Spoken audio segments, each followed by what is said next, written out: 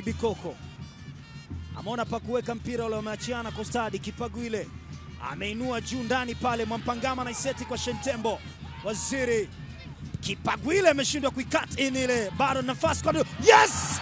Ball iko ndani. Ni Edgar William Mwampangama.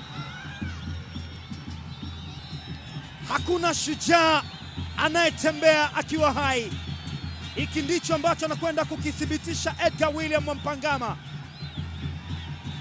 Mashujaa chali, lakini ni burudani Dodoma. Zilichezwa sambusa, mpango kazi ukaeleweka. Mpira ulidondoka kwa Shentembo ukidhani kwamba Mashujaa ameweza, kumbe ngoma ilikuwa bado.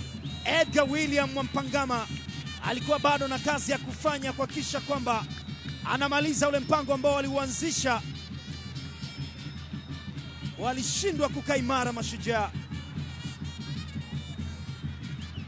Walipambana lakini haikuwa heri kwao, na mtu wa mwisho kukabiliana na mpira ule angekuwa Eric Johola, akashindwa.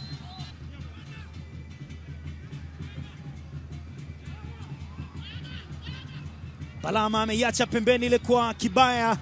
Kibaya jaribu kuachia mkwaju yule ambao umekuwa blocked. Bado iko ndani ya boxi tena Balama! Was! Balama mapinduzi alia! Amekuja kulevel scoreboard. Ni goli ambalo lilikuwa linasubiriwa. Balama alingojewa kumduaza Mgore, asiamini kilichotokea. Yes! Anakubali mzee wa maandalizi.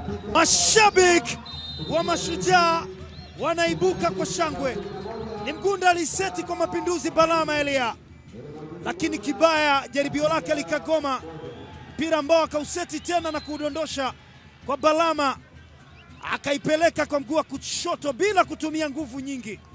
Na hapa ndipo Daniel Johannes Mgore alikubali aishe.